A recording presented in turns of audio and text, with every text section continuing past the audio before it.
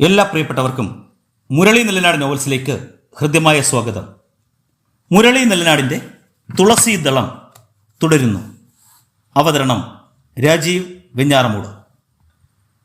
12 മണി കഴിഞ്ഞിട്ടുണ്ടാവും. Class കഴിഞ്ഞ് ഹിമ റൂമിലേക്ക് നടന്നു. വാതിൽക്കൽ എത്തിയപ്പോൾ അറ്റൻഡർ കൃഷ്ണൻകുട്ടി അവളുടെ അടുത്തേക്ക് വന്നു. ടീച്ചർക്കൊരു വിസിറ്റർ ഉണ്ട്. ഹിമയുടെ നെറ്റി ചുളിഞ്ഞു. എനിക്കോ? ആരാ? അത് പറഞ്ഞില്ല, ഓഫീസിന് പുറത്ത് നിൽപ്പുണ്ട്. അയാൾ തിരിച്ചുപോയി. ഹിമ റൂമിൽ കയറാതെ കോളേജ് ഓഫീസിലേക്ക് നടന്നു. ഓഫീസിലേക്ക് തിരിഞ്ഞതും മുന്നിൽ രവി നിൽക്കുന്നു. അവൾ തീരെ പ്രതീക്ഷിക്കാത്ത ആളായിരുന്നു. രവിയോ? എന്താ എന്നെ കാണാൻ? അമ്പരപ്പോടെ ഹിമ അയാളെ നോക്കി. ഹിമയെ കാണാൻ വേണ്ടി വന്നതായിരുന്നില്ല, ബാലുവിനെ അന്വേഷിച്ച വന്നത്. കണ്ടിട്ട് മടങ്ങുമ്പോൾ മനസ്സറിയാതെ ആഗ്രഹിച്ചു പോയി. രവി വാക്കുകൾ പകുതിയിൽ നിർത്തി. അയാൾക്ക് ഒരുപാട് മാറ്റങ്ങൾ വന്നെന്ന് ഹിമയ്ക്ക് തോന്നി. കോലം കെട്ട വേഷം, ഷേവ് ചെയ്യാത്ത മുഖം, കണ്ണുകളിൽ നീർക്കണങ്ങൾ ഉരുണ്ടുകൂടുന്നത് കണ്ട് അവൾ പകച്ചുപോയി. അയാളെ എന്തൊക്കെയോ പ്രശ്നങ്ങൾ മതിക്കുന്നത് പോലെ ഹിമയ്ക്കപ്പം തോന്നി. കുട്ടികളും ഓഫീസിലെ ചില സ്റ്റാഫും മുന്നിലൂടെ നടന്നു പോയിക്കൊണ്ടിരുന്നു. ചിലർ അവരെ ശ്രദ്ധിക്കുകയും ചെയ്തു. വരൂ. അടഞ്ഞുകിടന്ന റെക്കോർഡ് റൂമിന്റെ മുന്നിലേക്ക് അവർ മാറി നിന്നു. രവിക്ക് എന്താ എന്നോട് പറയാനുള്ളത്? ഹിമയുടെ ഉത്കണ്ഠ പാരമ്യത്തിലെത്തി. രവിയുടെ നെഞ്ച് നീറിപ്പുകഞ്ഞു. എന്നോട് പൊറുക്കനിയെത്തി. ഹിമ തുറച്ചു നോക്കി. അവൻ ഒരു തെറ്റും ചെയ്തിട്ടില്ല. വെറുതെ നമ്മളെല്ലാം കൂടി അവനെ ആട്ടി ഓടിച്ചു. രവിയുടെ സ്വരം വിറച്ചു. ആരെപ്പറ്റിയാ നിങ്ങൾ പറയുന്നത്? ഒരു നടുക്കത്തോടെ അവൾ ചോദിച്ചു. എൻ്റെ അനുജൻ ഹരിയെപ്പറ്റി. ഹിമ ഞെട്ടിപ്പോയി. ആ ചതിയനെ ന്യായീകരിക്കാൻ നിങ്ങൾക്ക് എങ്ങനെ കഴിഞ്ഞു? അവൾ ജ്വലിച്ചു. ചതിയൻ? കഷ്ടം. ഞാനും അങ്ങനെ വിശ്വസിച്ചിരുന്നു. ആ സത്യം അറിയാൻ എനിക്ക് വീണ്ടും ഒരു കുഞ്ഞുകൂടി ജനിക്കേണ്ടി വന്നു. 6 വിരലുള്ള മറ്റൊരു കുഞ്ഞുകൂടി. ഹിമ തുറിച്ച കണ്ണുകളോടെ രവിയെ നോക്കി നിന്ന് കിതപ്പടക്കി. നോ, ഞാനിത് വിശ്വസിക്കില്ല. ഹിമ, ഇനിയെങ്കിലും അവനെ നീ വിശ്വസിക്കണം. ഒരു തെറ്റും ചെയ്യാത്ത പാവമാവൻ. രവി തുവാല കൊണ്ട് കണ്ണൊപ്പി. ഇല്ല, കരുതിക്കൂട്ടിയ എന്തോ ഇതിന്റെ പിന്നിലുണ്ട്. രവി വേദനയോടെ നിന്നു. നിന്നെ അവൻ എത്രമാത്രം സ്നേഹിച്ചിരുന്നെന്ന് നിനക്കറിയാമോ? ഒരമ്മയാകാനുള്ള കഴിവ് നിനക്കില്ലെന്നറിഞ്ഞിട്ടും അവൻ നിന്നിൽ നിന്നും അത് ഒളിച്ചു വെച്ചു. ഹിമയുടെ ശിരസിലേക്ക് ഒരു അഗ്നിമല വന്നമർന്നു. എന്താ എന്താ നിങ്ങൾ പറഞ്ഞത്? ഒന്നുകൂടി പറയൂ. ഹിമ വെട്ടിവിറച്ചു. ഇതാരാ രവിയോട് പറഞ്ഞത്? എനിക്കറിയണം. രവിയുടെ മനസ്സിൽ പശ്ചാത്താപത്തിന്റെ അണപൊട്ടിയ പ്രവാഹമായിരുന്നു. ബാലു. അല്പം മുമ്പാണ് അവൻ എന്നോടിത് പറഞ്ഞത്. ഹിമ പിന്നീട് അവിടെ നിന്നില്ല. ഹിസ്റ്ററി ബ്ലോക്കിലേക്ക് അവൾ പായുകയായിരുന്നു. തന്റെ സ്ത്രീത്വത്തെ അപഹസിക്കാൻ ബാലുവിന് എന്ത് അധികാരം? അവൾ അടിമുടി കത്തിയെരിയുകയായിരുന്നു. റൂമിന് മുന്നിൽ വന്നപ്പോൾ 7-8 പേരുണ്ടായിരുന്നു. ഷെൽഫിനരികിൽ നിൽക്കുന്ന ബാലുവിനെ അവൾ കണ്ടു. ബാലു! ഹിമ ഒച്ചയെടുത്ത് വിളിച്ചു. ബാലു പെട്ടെന്ന് തിരിഞ്ഞു. വാതിൽക്കൽ കത്തിപ്പടർന്നു നിൽക്കുന്ന ഹിമയെ കണ്ട് അയാൾ അന്ധാളിച്ചു. ഇന്നോളം തന്നെ കാണാൻ കൂട്ടാക്കാത്ത ഹിമ ഇതാ മുന്നിൽ. ഹരി നിരപരാധിയാണെന്ന സത്യം അറിഞ്ഞിട്ടാണോ ഈ വരവ്? ബാലു പുറത്തു വന്നു. അവളുടെ കണ്ണുകളിലെ അഗ്നിജ്വാല കണ്ടപ്പോൾ കാര്യമറിയാതെ അയാൾ പകച്ചു. വരാന്തയുടെ അങ്ങേ അറ്റത്തേക്കാണ് ഹിമ പോയത്. അതിനപ്പുറം വട്ടമരങ്ങളുടെ കാടാണ്. നിങ്ങൾ എന്താണ് അല്പം മുമ്പ് രവിയോട് പറഞ്ഞത്? അവൾ പൊട്ടിത്തെറിക്കുകയായിരുന്നു. ബാലു സ്തംഭിച്ചു നിന്നു. രവിയിൽ നിന്നതൊരിക്കലും അയാൾ പ്രതീക്ഷിച്ചതല്ലായിരുന്നു. ഹരിയെപ്പറ്റി സംസാരിച്ചു തുടങ്ങിയപ്പോൾ മനസ്സിലടക്കിയ നൊമ്പരം പൊട്ടി ഒഴുകുകയായിരുന്നു. ഹിമ, അയാൾ ക്ഷമാപണത്തോടെ ഉഴറി. നോ, എനിക്കൊരു ഉത്തരം മാത്രം മതി. ഞാൻ വന്ധ്യയായ സ്ത്രീയാണെന്ന അറിവ് നിങ്ങൾക്ക് എവിടെ നിന്ന് കിട്ടി? അത് പറഞ്ഞിട്ട് എന്റെ മുന്നിൽ നിന്ന് നിങ്ങളെ ഞാൻ വിടൂ. അഭിമാനത്തിന് മുറിവേറ്റൊരു സ്ത്രീയുടെ ആത്മരോഷമായിരുന്നു അത്. ഇനി ഒന്നും മറച്ചു വെച്ചിട്ട് കാര്യമില്ലെന്ന് ബാലുവിന് തോന്നി. ഹിമയുടെ ഭാവം അയാളെ സംഭീതനാക്കി. ഹരി, അയാൾ ബന്ധപ്പെട്ട് പറഞ്ഞു. നുണ, പച്ചക്കള്ളം. അവൾ ജ്വലിച്ചു. ഹിമ, അത് സത്യമാണ്. പിരിയുന്നതിന് 1 വർഷം മുമ്പ് നിങ്ങൾ ഡോക്ടർ അനിതാ തമ്പിയെ കാണാൻ പോയത് ഓർക്കുന്നുണ്ടോ? ഹിമയുടെ നെഞ്ചിലേക്ക് ഒരസ്ത്രം പാഞ്ഞു കയറി. ഹിമ പ്രഗ്നന്റ് ആണെന്ന സംശയം കൊണ്ടാണ് നിങ്ങൾ ഡോക്ടറെ കാണാൻ പോയത്. നെഗറ്റീവായിരുന്നു. പക്ഷേ പിറ്റേന്നും ഡോക്ടർ ഹിമയെ ഒരുപാട് ടെസ്റ്റുകൾക്ക് വിധേയയാക്കി. ആ സത്യം ഡോക്ടർ ഹരിയോട് മാത്രം പറഞ്ഞു. ഹരി ഹിമയിൽ നിന്നത് ഒളിച്ചു വെച്ചു. 1 വർഷം കഴിഞ്ഞ് കുഞ്ഞു മതി എന്ന ശാഠ്യത്തിലായിരുന്നു ഹിമ. അവൾ വിയർപ്പിൽ കുതിർന്നു. താഴെ വീണുപോകുമെന്ന് ഭയന്ന് ചതുരത്തൂണിലേക്ക് വെച്ചു. ഒരു കുഞ്ഞിനെ ഹിമ ആഗ്രഹിക്കുന്നത് വരെ ഹിമയുടെ സന്തോഷം തകർക്കില്ലെന്ന് അവൻ ഉറപ്പിച്ചിരുന്നു. ഞാൻ കുറെ നിർബന്ധിച്ചതാ ഹിമയോട് സംസാരിക്കാനും നല്ല ട്രീറ്റ്മെന്റിന് ശ്രമം ആരംഭിക്കാനും. എന്റെ നിർബന്ധം കൊണ്ട് ഡോക്ടർ അനിതാ തമ്പിയുടെ റിസൾട്ട് ഡോക്ടർ വിഷ്ണു നമ്പൂതിരിയെ കാണിച്ചു. ഒരു പ്രതീക്ഷയുമില്ലെന്ന് അദ്ദേഹവും പറഞ്ഞു. സാരി തലപ്പ് പിടിച്ച് മുഖം പൊത്തി ഹിമ പൊട്ടിക്കരഞ്ഞു. ഞാനിതെങ്ങനെ സഹിക്കും ഈശ്വര? ബാലു ഭയന്ന് ചുറ്റും നോക്കി. ദൂരെ റൂമിന് മുന്നിൽ കവിത നിൽപ്പുണ്ടായിരുന്നു. ബാലു കണ്ടുവന്ന് ബോധ്യപ്പെട്ടപ്പോൾ അവൾ അകത്തേക്ക് മറഞ്ഞു. ഹിമ പ്ലീസ്, അയാൾ അപേക്ഷിച്ചു. അവൾ മുഖം അമർത്തി തുളച്ചിട്ട് തൂണിലേക്ക് വേച്ച് തകർന്നു നിന്നു. കണ്ണുകൾ പിന്നെയും നിറഞ്ഞൊഴുകിക്കൊണ്ടിരുന്നു.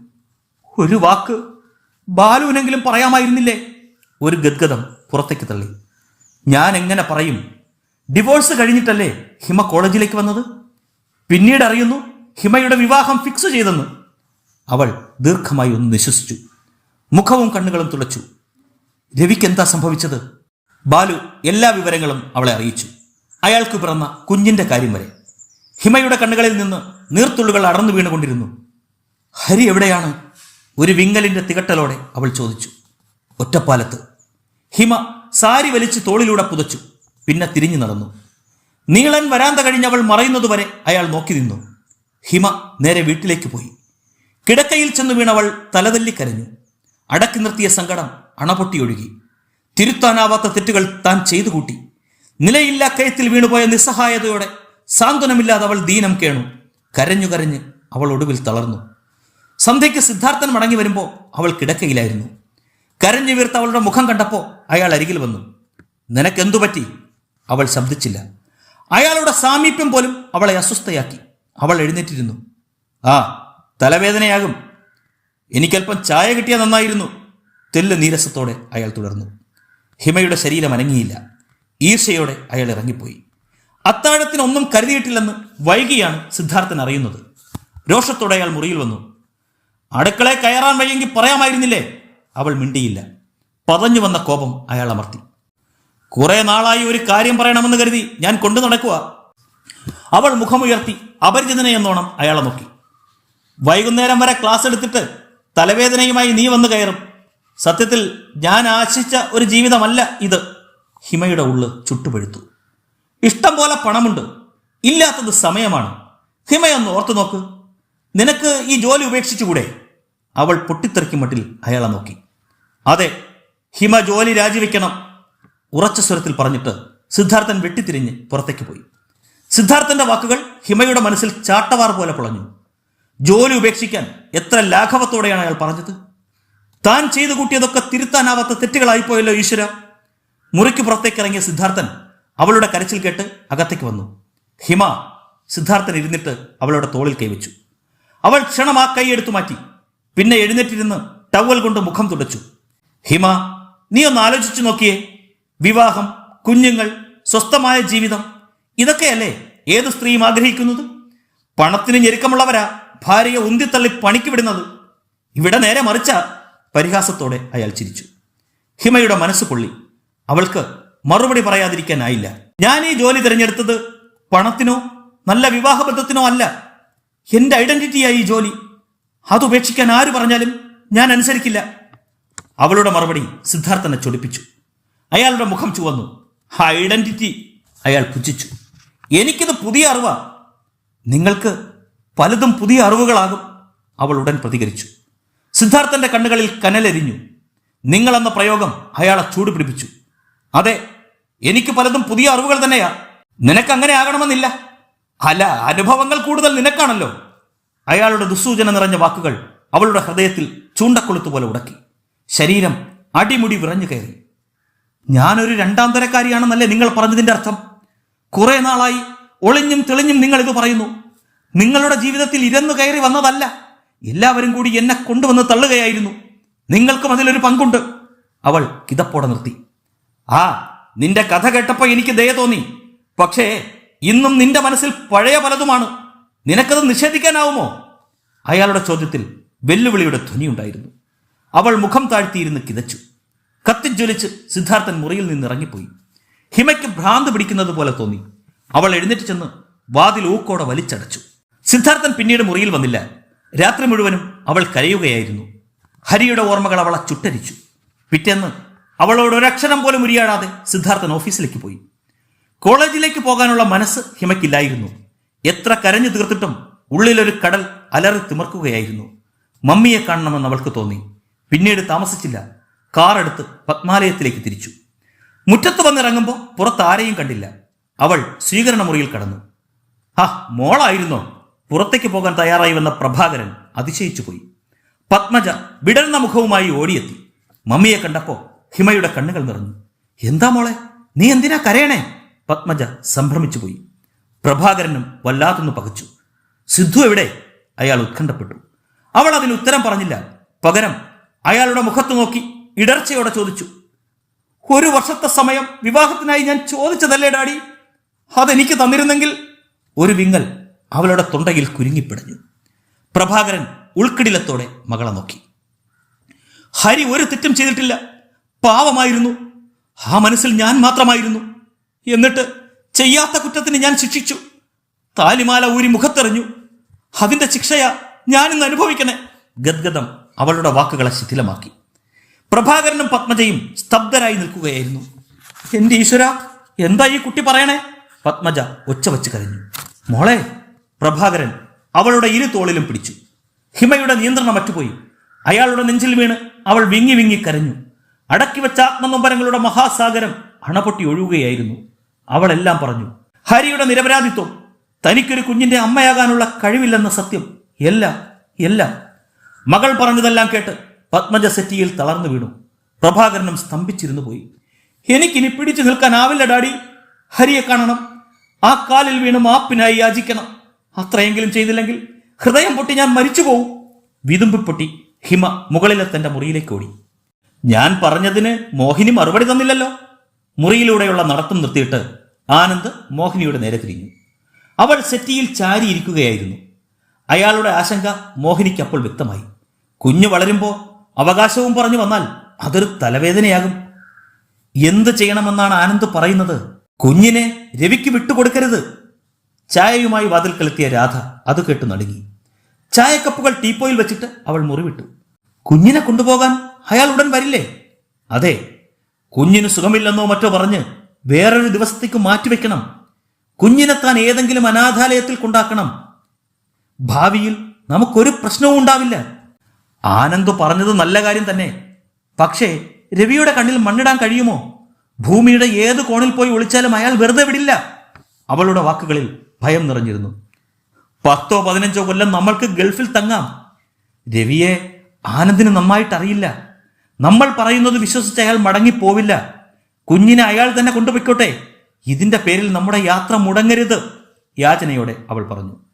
ആനന്ദ് അതൃപ്തിയോടെ ഒന്ന് മൂളി. ഗേറ്റിൽ കാറിന്റെ ഹോൺ കേട്ടു. കേട്ടില്ലേ, അയാൾ വന്നു കഴിഞ്ഞു. മോഹിനി നടുക്കത്തോടെ ആനന്ദിനെ നോക്കി. വീണ്ടും ഹോൺ കേട്ടു. രാധ തൊട്ടിലിൽ ഇറങ്ങിക്കിടന്ന കുഞ്ഞിന്റെ അരികിലെത്തിയിരുന്നു. എന്റെ പൊന്നിങ്ങു വന്നേ. അവൾ കുഞ്ഞിനെ പുതപ്പിച്ചിരുന്ന ടവലോടെ എടുത്ത് നെഞ്ചോട് ചേർത്ത് പിടിച്ചു. ഉറക്കം മുറിഞ്ഞ ദേഷ്യത്തിൽ ഒന്ന് ചിണുങ്ങിയെങ്കിലും അവൾ ശാന്തയായി കണ്ണുകൾ പൂട്ടി. ആ കുരുന്നു മുഖത്ത് നോക്കിയപ്പോൾ രാധയുടെ കണ്ണു നിറഞ്ഞു. എങ്ങനെ തോന്നി നിന്റെ അമ്മയ്ക്ക് നിന്നെ ഉപേക്ഷിച്ച് സൗഭാഗ്യങ്ങൾ തേടിപ്പോകാൻ? ഈശ്വരൻ മാപ്പ് കൊടുക്കോ? കാൽപതനം കേട്ട് അവൾ തിരിഞ്ഞു. ആനന്ദ് പിന്നിലെത്തിയിരുന്നു. ഒരു ഉൾഭയം അവളെ ഗ്രസിച്ചു. കൊണ്ടുചെല്ല്, നീ കൂടെ ഒപ്പം പോകണം. എവിടെയാണ് കുഞ്ഞിനെ ഏൽപ്പിക്കുന്നതെന്ന വിവരം എനിക്ക് കൃത്യമായി കിട്ടിയിരിക്കണം. ശബ്ദം താഴ്ത്തി അയാൾ പറഞ്ഞു. അവൾ തലയാട്ടി. പൊയ്ക്കൊള്ളാൻ മുഖം കൊണ്ട് അയാൾ അനുവാദം കൊടുത്തു. അവൾ ഒന്നറച്ചു. പ്രസവിച്ചമ്മയ്ക്ക് അവസാനമായിട്ടെങ്കിലും കുഞ്ഞിന്റെ മുഖം ഒരു നോക്ക് കാണണ്ടേ? മോഹിനി മുഖം തിരിച്ചു കളഞ്ഞു. കുഞ്ഞിനെയും ചേർത്ത് പിടിച്ച് രാധ ഗേറ്റ് കടന്നു. രവിക്കൊപ്പം രാമൻകുട്ടി കൂടി ഉണ്ടായിരുന്നു. കുഞ്ഞിനെ കൊണ്ടുവരുന്നത് കണ്ട് വിങ്ങിപ്പൊട്ടുന്ന നെഞ്ചോടെ രാമൻകുട്ടി വേഗം പുറത്തിറങ്ങി. എന്റെ തങ്കക്കുടത്തിന്റെ മുഖം ഞാനൊന്ന് കണ്ടോട്ടെ. മഞ്ഞ ടവൽ അകറ്റി അയാൾ ആ പിഞ്ചു മുഖത്തേക്ക് ഉറ്റുനോക്കി. ഹൃദയം വാത്സല്യസാന്ദ്രമായി. അവളുടെ കുരുന്ന് ഇടത് കൈപിടിച്ച് അയാൾ നിവർത്തി നോക്കി. 6ാമത്തെ വിരൽ കണ്ട് അയാൾ തെല്ലിടെ സ്തബ്ധനായി നിന്നുപോയി. കടക്കണ്ണുകൾ നിറഞ്ഞൊഴുകിക്കൊണ്ടിരുന്നു. ഈശ്വര, തനി പകർപ്പാണല്ലോ. രാധ രവിയെ നോക്കി. എന്റെ കുട്ടിമാമന. ആ, രാധ കൂടി കയറിക്കോ. എല്ലാവരും കാറിൽ കയറി. അരമണിക്കൂർ വണ്ടി ഓടിയിട്ടുണ്ടാകും. ഓടിട്ട ഒരു പഴയ കെട്ടിടത്തിന് മുന്നിൽ കാർ നിന്നു. ഉള്ളിലെവിടെയോ നിന്ന് കുഞ്ഞുങ്ങളുടെ കരച്ചിലിന്റെ നേർത്ത ഒച്ച വന്നലച്ചു. കാറിൽ നിന്നിറങ്ങുമ്പോൾ കുഞ്ഞുണർന്നിരുന്നു. പുതച്ചിരുന്ന ടവൽ കുഞ്ഞു കൈകൊണ്ട് തട്ടിമാറ്റി അവൾ പ്രതിഷേധിച്ചു തുടങ്ങിയിരുന്നു. രവി നീളൻ വരാന്തയിൽ കയറി. ഒരു സ്ത്രീ അവർക്കരികിൽ വന്നു. പ്രഭാമാടത്തെ കാണണം, രവി പറഞ്ഞു. വന്നോളൂ. വലതുവശത്തെ മുറിയിലേക്ക് ആ സ്ത്രീ അവരെ കൂട്ടിക്കൊണ്ടുപോയി. അകത്തിരുന്ന മധ്യവയസ്കയായ സ്ത്രീ പരിചിതഭാവത്തിൽ ചിരിച്ചിട്ട് ഇരിക്കാൻ ക്ഷണിച്ചു. രവിയും രാമൻകുട്ടിയും ഇരുന്നു. രാധ പ്രതിഷേധിച്ചു തുടങ്ങിയ കുഞ്ഞിനെ ചേർത്ത് പിടിച്ചു നിന്നു. അവൾക്ക് വിശന്നു തുടങ്ങിയെന്ന് രാധയ്ക്ക് തോന്നി. കുറുകിക്കരഞ്ഞുകൊണ്ട് കുഞ്ഞു ചുണ്ടുകൾ കൊണ്ട് രാധയുടെ മാറിൽ ഉരസി. വിശക്കുന്നുണ്ടല്ലോ സുമതി, കുഞ്ഞിനെ വാങ്ങിക്കൊള്ളൂ. രാധയുടെ അരികിൽ നിന്ന സ്ത്രീ കുഞ്ഞിനെ വാങ്ങി. കൈമാറ്റം അവളെ കൂടുതൽ ദേഷ്യം പിടിപ്പിച്ചു. നീല ഗോലികൾ പോലുള്ള കൃഷ്ണമണികൾ കൊണ്ട് അവൾ ചുറ്റുമൊന്ന് നോക്കിയിട്ട് കരയാൻ തുടങ്ങി. വന്നോളൂ. രാധയെ ഒപ്പം കൂട്ടി സുമതി അകത്ത മുറിയിലേക്ക് നടന്നു. കാര്യങ്ങൾ മുൻകൂട്ടി സംസാരിച്ചു വെച്ചിരുന്നതിനാൽ തുടർ നടപടികൾ എളുപ്പമായി. അവർ പറഞ്ഞ സ്ഥലത്തൊക്കെ രവി ഒപ്പുവെച്ചു. എല്ലാം കഴിഞ്ഞ് രവിയും രാമൻകുട്ടിയും പുറത്തു വരുമ്പോൾ ഇരുളൻ തൂണിൽ ചാരി രാധ നിൽപ്പുണ്ട്. ഇതൊരു അനാഥാലയമാണോ സാറേ? അവളുടെ സ്വരം ഇടറിപ്പൊലിഞ്ഞു. അല്ല, ഇതൊരു നഴ്സറിയാ. അമ്മയില്ലാത്ത പിഞ്ചു കുഞ്ഞുങ്ങൾക്ക് ഇവിടെ നല്ല സംരക്ഷണം കിട്ടും. 4-5 മാസം കഴിയുമ്പോൾ എൻ്റെ മോളെ ഞാൻ കൂട്ടിക്കൊണ്ടു പോവില്ലേ? രാധയുടെ മുഖത്തെ നൊമ്പരം അപ്പോഴും മാഞ്ഞിരുന്നില്ല. അവൾ മുഖം പൊത്തിക്കരഞ്ഞു. മോളെ, രാമൻകുട്ടിയുടെ മനസ്സ് വിങ്ങിപ്പോയി. രാധ വണ്ടിയിൽ കയറും, അലിവോടെ രവി പറഞ്ഞു. മുഖം തുടച്ചിട്ട് അവൾ കാറിൽ വന്ന് കയറി. വണ്ടി ഇളകുമ്പോൾ ആരും ശബ്ദിച്ചില്ല. കാർ റോഡിലേക്ക് ഇറങ്ങി. രാധയെ മോഹിനിയുടെ വീട്ടിൽ കൊണ്ടുപോയി വിടാം, രവി പറഞ്ഞു. വേണ്ട സാറേ, ഇനി ആ വീട്ടിലേക്ക് ഞാനില്ല. എൻ്റെ മോളെ നോക്കിയതിൻ്റെ പ്രതിഫലവും എനിക്ക് വേണ്ട. മനുഷ്യരൂപമുള്ള മൃഗങ്ങളാ അവര്. സാർ എന്നെ ബസ് സ്റ്റോപ്പിൽ ഇറക്കിയാൽ മതി. രവി ബസ് സ്റ്റോപ്പിൽ വണ്ടി നിർത്തി. രാധ കാറിൽ നിന്നിറങ്ങി. സാറ് മോളെ കൂട്ടിക്കൊണ്ടു വരുമ്പോൾ എന്നെ കൂടി ഒന്ന് കാണിക്കണേ. അവൾ കരച്ചിലിടക്കി നിന്നു. അയാൾ വേദനയോടെ ശിരസനക്കി. അവൾ നിറമിഴികളോടെ ആൾക്കൂട്ടത്തിലേക്ക് കയറിയപ്പോൾ രവി കാർ മുന്നോട്ടെടുത്തു. ഇനി എങ്ങോട്ടാ മോനെ? നരച്ച താടി തലോടിക്കൊണ്ട് രാമൻകുട്ടി ചോദിച്ചു. നാളെ ഞാനും ബാലുവും ഒറ്റപ്പാലത്തേക്ക് പോകുന്നുണ്ട്. ഹരിയെ കാണണം. രവിയുടെ ഒച്ച അടഞ്ഞു. എനിക്കും അവനെ കാണണം എന്ന് ആഗ്രഹമുണ്ട് മോനെ, ചിലമ്പിച്ച സ്വരത്തിൽ രാമൻകുട്ടി പറഞ്ഞു. കുട്ടിമാവൻ അത്രയും ദൂരം വരണ്ട. അവനെയും കൊണ്ടേ ഞാൻ മടങ്ങി വരൂ. എൻ്റെ കുട്ടിയെക്കുറിച്ച് ഓർക്കുമ്പോൾ നെഞ്ചിൽ തീയ. ഒരു ഉറുമ്പിനെ പോലെ നോവിക്കാൻ കഴിയാത്തത് അവൻ്റെ മനസ്സ്. ഈ ദുരന്തങ്ങൾ അതിജീവിച്ച് ഇപ്പോഴും അവൻ ജീവിക്കണമെന്ന് വിശ്വസിക്കാൻ വയ്യ. രാമൻകുട്ടി വിങ്ങിപ്പൊട്ടി. രവി വല്ലാത്തൊരു നടുക്കത്തോടെ കുട്ടിമാമനെ നോക്കി. മയക്കത്തിൽ നിന്ന് ഉണർത്തിക്കൊണ്ട് വാതിലിൽ മുട്ടുന്ന ഒച്ച കേട്ടു. പിന്നെ വാതിൽ തുറക്കപ്പെട്ടു. ഹരി കണ്ണു തുറന്നു. നനുത്ത മഞ്ഞുപാളിക്കപ്പുറം നിൽക്കുന്ന 2 പേരെ അവ്യക്തമായി അയാൾ കണ്ടു. ഹരി! അയാളുടെ ഓരോ അണുവും ത്രസിച്ചു. ഈ സ്വരം രവിയേട്ടൻ്റെ സ്വരമല്ലേ ഇത്? ഹരി! രവി അയാൾക്കടുത്തേക്ക് പാഞ്ഞെത്തിയിരുന്നു. എൻ്റെ ഹരി! അയാൾ മായാലോകത്തെന്നവണ്ണം എഴുന്നേറ്റു. അതെ, രവിയേട്ടൻ. പിന്നിൽ ബാലു. രവി ഹരിയെ കെട്ടിപ്പുണർന്നു. മുഖം പിടിച്ചു നോക്കിയിട്ട് അയാൾ പൊട്ടിക്കരഞ്ഞു. എൻ്റെ മോനെ, ഞാനിതെങ്ങനെ സഹിക്കുമെടാ? ബാലുവും വിങ്ങിപ്പോയി. വിശ്വസിക്കാനായില്ല. തൻ്റെ പ്രിയപ്പെട്ട ഹരിയാണോ ഇത്? മെലിഞ്ഞു ശോഷിച്ച് അസ്ഥി മാത്രമായിരിക്കുന്നു. ഞാൻ കാണുന്നത് കിനാവാണോ രവിയേട്ട? എൻ്റെ രവിയേട്ടനാണോ? അയാളുടെ കണ്ണുകൾ നിറഞ്ഞൊഴുകി. രവിയിൽ നിന്ന് അടർന്ന് ഹരി ഭിത്തിയിലേക്ക് വേച്ചിരുന്നു. എന്നോടുള്ള പിണക്കം മാറിയോ രവിയേട്ട? ഒരു തെറ്റും ഞാൻ ചെയ്തിട്ടില്ല. ഹരി ചുമ അടക്കിയിട്ടൊന്നു വിങ്ങി. രവിയുടെ കണ്ണുകൾ പൊട്ടി ഒഴുകുന്നുണ്ടായിരുന്നു. ക്ഷമ ചോദിക്കാനുള്ള അർഹത പോലും എനിക്കില്ല ഹരി. ചെയ്തുപോയ കൊടിയ പാപങ്ങൾക്ക് നീ മാപ്പു തരണം. ഹരിയുടെ പാദങ്ങളിൽ രവി കുനിഞ്ഞ് മുഖം ചേർത്ത് വെച്ചു. രവിയേട്ടാ, അരുത്! അയാൾ പിടിവിട്ടില്ല. കണ്ണീര് വീണു പാദം നനയുന്നത് ഹരി അറിഞ്ഞു. ഇപ്പൊ എന്താ രവിയേട്ട സംഭവിച്ചത്? എനിക്കറിയണം. ഹരി രവിയുടെ തോളിൽ വിറയ്ക്കുന്ന കൈത്തലം വെച്ചു. കുറെ നേരം അവർക്കിടയിൽ മൗനമുറഞ്ഞു. ചുണ്ടനക്കിയാൽ പൊട്ടിപ്പോകുമെന്ന നിലയിൽ രവി ഇരുന്നു. ഹരിയുടെ കണ്ണുകൾ ബാലുവിന്റെ മുഖത്ത് പതിഞ്ഞു. ബാലു എല്ലാം പറഞ്ഞു. അത്യധികം നടുക്കത്തോടെ രവി മുഖമുയർത്തി ഹരിയെ നോക്കി. പശ്ചാത്താപം കൊണ്ട് നീർക്കണങ്ങൾ ഉരുണ്ടു വീഴുകയാണ്. ഹരിയുടെ മുഖത്ത് വേദന തിങ്ങിയൊരു മന്ദഹാസം വിടർന്നു. ഇങ്ങനെയൊരു ദിവസമുണ്ടാകുമെന്ന് ഞാൻ പ്രതീക്ഷിച്ചിരുന്നില്ല ബാലു. മനമൊരുകിയുള്ള സേതുലക്ഷ്മിയുടെ പ്രാർത്ഥന ഈശ്വരൻ കേട്ടതാവാം. എനിക്ക് സന്തോഷമായി. ഒരപേക്ഷ കൂടി എനിക്കുണ്ട്. കുറെ നേരം ഹരി ഇരുന്ന് കിതച്ചു. നടന്നതൊന്നും ഹിമ അറിയരുത്. ഇന്ന് അവളൊരു ഭാര്യയാണ്. അവൾ ഒരു തെറ്റും ചെയ്തിട്ടില്ല.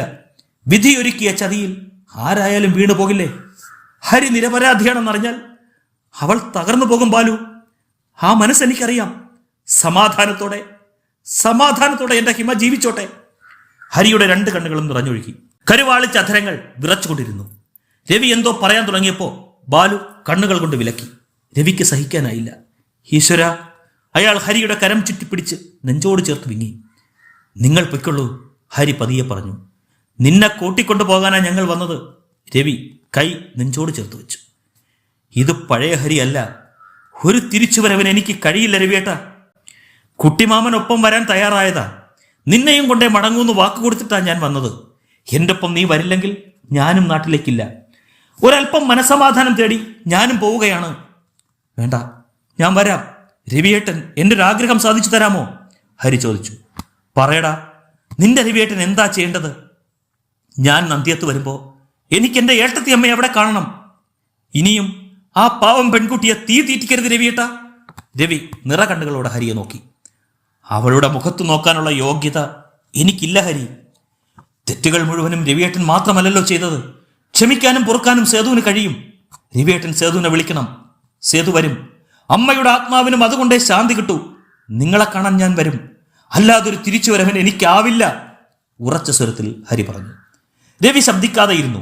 നിർബന്ധിച്ചാലും ഹരി ഒപ്പം വരില്ലെന്ന് ബാലുവിനും മനസ്സിലായി. 4 മണി കഴിഞ്ഞപ്പോൾ ഗത്യന്തരമില്ലാതെ രവിയും ബാലുവും മടങ്ങിപ്പോയി. അവർ പോയതോടെ ഹരിയുടെ മനസ്സ് കത്തിയെരിഞ്ഞു. എല്ലാ തെറ്റിദ്ധാരണകളിൽ നിന്നും മോചനം നേടിയിരിക്കുന്നു. പക്ഷേ തനിക്ക് നഷ്ടപ്പെട്ടതോ? ഒന്നും അറിയാതെയുള്ള ജീവിതമായിരുന്നു നല്ലത്. രവിയേട്ടനോ ബാലുവോ വരേണ്ടിയിരുന്നില്ല. ഹരി എഴുന്നേറ്റ് ഷർട്ടെടുത്തിട്ടു. വാതിൽ വലിച്ചു തുറന്ന് അയാൾ താഴേക്ക് വന്നു. ബോധം മറയും വരെ മദ്യപിക്കണം, ഒറ്റ ലക്ഷ്യം മാത്രമായിരുന്നു മനസ്സിൽ. റിസപ്ഷനിൽ വന്നപ്പോൾ വല്ലാതൊന്ന് പകച്ചു. ഗംഗ മാനേജർ പ്രകാശനോട് സംസാരിച്ചു നിൽക്കുന്നു. ഹരി അവൾക്കടുത്തേക്ക് വന്നു. ഹരിയെ അന്വേഷിച്ചാണ് ഞാൻ വന്നത്. എന്താ? പുറത്തേക്ക് ഇറങ്ങിയതല്ലേ, വരൂ. അവൾ മുമ്പേ നടന്നു. റോഡിൽ കിടന്ന കാറിന്റെ അരികിൽ ഗംഗ ചെന്ന് നിന്നു. ഹരി കാര്യമറിയാതെ അങ്ങോട്ട് ചെന്നു. രവിയേട്ടനെയും ബാലുവിനെയും ഞാൻ കണ്ടു. കോളേജിലാണ് അവർ ആദ്യം വന്നത്. എന്തേ പെട്ടെന്നൊരു മനംമാറ്റം? ഗംഗയ്ക്ക് എന്താ വേണ്ടത്? അയാൾ അസ്വസ്ഥനായി. കുറെ നാളായല്ലോ കണ്ടിട്ട്. വിശേഷമറിയാമെന്ന് കരുതി വന്നതാ. ഹരി കാറിൽ കയറും, നമുക്കൊരിടം വരെ പോകാം. പഴയ വിരോധമൊന്നും ഇപ്പോൾ ഇല്ലല്ലോ. അവൾ ഡോർ തുറന്നു കൊടുത്തു. ഹരി ചോദ്യഭാവത്തിൽ അവളെ നോക്കി. പ്രകാശൻ ശ്രദ്ധിക്കുന്നത് കണ്ടപ്പോൾ എതിർപ്പ് പറയാതെ ഹരി കാറിൽ കയറി. ഗംഗ വണ്ടിയെടുത്തു. ഇപ്പോ ഹരി ഒന്ന് മെരുങ്ങിയിട്ടുണ്ട്. കഴിഞ്ഞ ആഴ്ച ഹോസ്പിറ്റലിൽ ചെന്നില്ലെന്ന് ഡോക്ടർ പറഞ്ഞല്ലോ. ഗംഗ എന്തിനാണ് എന്റെ കാര്യത്തിൽ ഇത്ര താല്പര്യമെടുക്കുന്നത്? എനിക്കത് ഇഷ്ടമല്ല. ഹരി നീരസം മറച്ചു വെച്ചില്ല. ഒരു ഉദ്ദേശവും എനിക്കില്ല ഹരി. അവൾ ഭംഗിയായി ചിരിച്ചു. സിറ്റിയിലേക്കുള്ള വഴിവിട്ട് കാർ ഓടി. കുറെ ദൂരം പിന്നിട്ട ശേഷം മെയിൻ റോഡിൽ നിന്ന് ചെമ്മൺ വഴിയിലേക്ക് കടന്ന കാർ ആദ്യത്തെ വീടിന്റെ ഗേറ്റ് കടന്ന് ചരൽ വിരിച്ച മുറ്റത്ത് സീൽക്കാരത്തോടെ നിന്നു.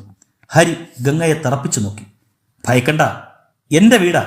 അകത്ത് അച്ഛൻ കൂടിയുണ്ട്, ബ്രിഗേഡിയർ ശ്രീനിവാസൻ. അവൾ ചിരിച്ചു. ഈർഷ്യയോടെ ഹരി കാറിൽ നിന്നിറങ്ങി. അവൾ ചാരിയിരുന്ന വാതിൽ തുറന്നിട്ട് ക്ഷണിച്ചു. വെൽക്കം. അയാൾ അവൾക്കൊപ്പം അകത്തു കടന്നു. മുറിയിൽ ആരും ഉണ്ടായിരുന്നില്ല. നല്ല തണുപ്പ് ഹരിക്ക് അനുഭവപ്പെട്ടു. ഇരിക്കൂ, ഞാൻ അച്ഛനെ കൂട്ടി വരാം. അയാൾ സെറ്റിയിലിരുന്നു. ഭംഗിയുള്ള മുറിയായിരുന്നു അത്. ടി വിയുടെ മുകളിൽ ഗംഗയുടെയും അച്ഛൻ്റെയും ചിത്രം വച്ചിരുന്നു. നല്ല ഗാംഭീര്യമുള്ള മുഖം. ഹലോ ഹരി. ശബ്ദം ആ ചിത്രത്തിൽ നിന്നാണോ വന്നതെന്ന് ഹരി ഒരു നിമിഷം ശങ്കിച്ചുപോയി. മുഖം തിരിച്ചപ്പോൾ അകത്ത വാതിൽ കടന്ന് വീൽ ചെയറിൽ ഗംഗയുടെ അച്ഛൻ, പിന്നിൽ ഗംഗ. ഒരു കാൽപാദം മാത്രം പുറത്ത് കാണാമായിരുന്നു. നടുക്കത്തോടെ ഹരി എഴുന്നേറ്റു. ഇരിക്കൂ, അയാൾ പ്രസന്നതയോടെ പറഞ്ഞു. ഗംഗ അച്ഛനെ താങ്ങി സെറ്റിയിലിരുത്തി. മുട്ടിന് താഴെ വെച്ച് വലതുകാൽ അറ്റുപോയത് ഹരി മനസ്സിലാക്കി. അയാൾ ഇരുന്നു. ഞാൻ ശ്രീനിവാസൻ, ഗംഗയുടെ അച്ഛനാ. മിലിട്ടറിയിലായിരുന്നു. ഒരു കാൽ ശത്രു കൊണ്ടുപോയി. സ്വന്തം നർമ്മം ആസ്വദിച്ച് അയാൾ ചിരിച്ചു. 60 വയസ്സ് മാത്രം മതിക്കുമായിരുന്നു ശ്രീനിവാസന്. വെളുത്ത വട്ടമുഖം.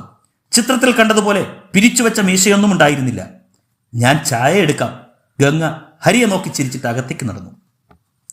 ഗംഗയുടെ ഫാമിലി ഡീറ്റെയിൽസ് ഒന്നും എനിക്കറിയില്ലായിരുന്നു ബ്രിഗേഡിയർ, ഹരി പറഞ്ഞു. പക്ഷേ എന്റെ മോൾ നിങ്ങളെപ്പറ്റി പറയാത്ത ദിവസങ്ങളില്ല. ഹരിയുടെ കഥകളൊക്കെ എനിക്കറിയാം. മദ്യപിച്ച് നശിക്കുകയാണല്ലേ? ഹരി ഇരുന്ന് വീർപ്പുമുട്ടി. ഒന്ന് അഡ്വൈസ് ചെയ്യാമോ അച്ഛാന്ന് അവൾ എന്നോട് ചോദിച്ചു. കൂട്ടിക്കൊണ്ടുവരാൻ ഞാനും പറഞ്ഞു. അപ്പോൾ അവൾ ചോദിക്കുക, ഒന്നിച്ചിരുന്ന് കഴിക്കാനാണോ എന്ന്. ഇടിവെട്ടുമുച്ചത്തിൽ അദ്ദേഹം പൊട്ടിച്ചിരിച്ചു. ഹരിയുടെ മനസ്സ് തെല്ല് ശാന്തമായി. ഗംഗയുടെ അമ്മ? അവൾ ഞങ്ങളെ വിട്ടുപിരിഞ്ഞു പോയിട്ട് 9 വർഷമായി. ഇപ്പോ ഞാനും മോളും മാത്രമേ ഉള്ളൂ. ഞങ്ങളുടെ ശരിക്കുള്ള സ്ഥലം തൃശ്ശൂരാണ്. ബ്രിഗേഡിയർ ശ്രീനിവാസന്റെ ഒച്ച ദുർബലമായി. ഗംഗയ്ക്ക് 32 വയസ്സ് കഴിഞ്ഞു. ഒരു കുടുംബ ജീവിതത്തിനായി ഞാൻ ഏറെ പറഞ്ഞു മടുത്തു. എന്നെ വിട്ടുപോകാൻ കഴിയില്ലെന്ന് പറഞ്ഞ് ശാഠ്യം പിടിച്ചു നിൽക്കുക. ഹരി കേട്ടിരുന്നു.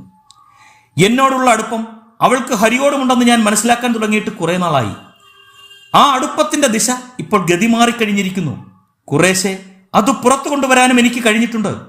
അച്ഛനെ വിട്ടുപോകാതെ തന്നെ ഒരു ജീവിതം അവൾ ആശിച്ചു തുടങ്ങിയിരിക്കുന്നു. അതിന് കാരണക്കാരൻ ഹരിയാണ്. ഹരി ഒന്നു നടുങ്ങി. അദ്ദേഹം തുടർന്നു. മറച്ചുവെച്ച് സംസാരിക്കുന്ന പ്രകൃതം എനിക്കില്ല. ഹരിയെ കാണണമെന്ന് ഞാൻ അവളോട് നിർബന്ധം വയ്ക്കാൻ തുടങ്ങിയിട്ട് കുറേ ദിവസമായി. ഞങ്ങൾക്കിടയിൽ ഒരാളായി ഹരി എന്നേ മാറിക്കഴിഞ്ഞിരിക്കുന്നു. ഒന്ന് നിർത്തിയിട്ട് ഹരിയുടെ മുഖത്ത് നോക്കി ബ്രിഗേഡിയർ ശ്രീനിവാസൻ അപേക്ഷ പോലെ പറഞ്ഞു, ഗംഗയുടെ മനസ്സ് ഹരി അറിയണം. ഹരിയുടെ സാന്നിധ്യം ഈ വീട്ടിലുണ്ടാകണം. എൻ്റെ മോളെ നിരാശപ്പെടുത്തരുത്. ഹരി അവളെ സ്വീകരിക്കണം. ഇല്ല, ഞാനായി ഒരാശയും ഗംഗയ്ക്ക് കൊടുത്തിട്ടില്ല. ഹരി നിഷേധാർത്ഥത്തിൽ തലയാട്ടി. ബ്രിഗേഡിയർ ശ്രീനിവാസന്റെ മുഖം പൊടുന്നതിന് ദയനീയമായി. പ്ലീസ് ഹരി, ഇപ്പോൾ ഒരു മറുപടി വേണ്ട. നിങ്ങളുടെ മനസ്സ് ഞാൻ ഊഹിക്കുന്നു. നിങ്ങളൊന്ന് ആലോചിച്ചു നോക്കൂ. ഒന്ന് നിർത്തിയിട്ട് അയാൾ കൂട്ടിച്ചേർത്തു, ഞാനും ഗംഗയും അറിഞ്ഞുകൊണ്ട് നടത്തിയ ഡ്രാമയല്ല ഇത്. ഹരിക്ക് ഇറങ്ങിപ്പോകാനാണ് തോന്നിയത്. എൻ്റെ അവസ്ഥ കണ്ടല്ലോ. നമ്മൾ നേരിട്ട് കാണണമെങ്കിൽ നിങ്ങൾ എൻ്റെ അടുത്ത് വരണം. കിട്ടിയ സന്ദർഭത്തിൽ ഞാൻ എൻ്റെ ആഗ്രഹം പറഞ്ഞുപോയി.